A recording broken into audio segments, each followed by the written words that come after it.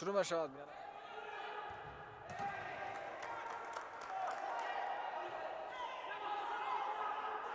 ضربه جانب دروازه و رمز نمیتواند که ضربه خلاف سخت ضربه را برمیگرداند دفاعگر چوبریس پاس میدهد و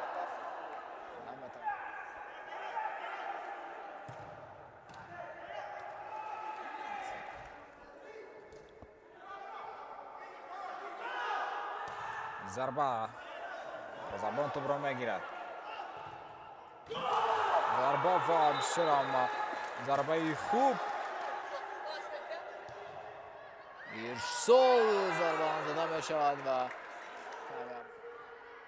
بسیار کامبیناسیون زیبا ضربه و توپ با تیری دروازه بر میخورد. بازیکن استریت توپ را میگیرند و گزارش بسیار اما خوب 3-1 میبره ضربه و گل حساب شده می شود در دقیقه 35 رقابت از جانب بازیگران استریت.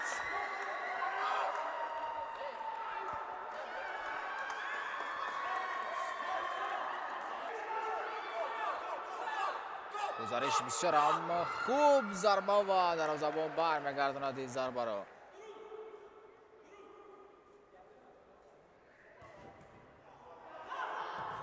ضربه نوبتی و باز هم بلند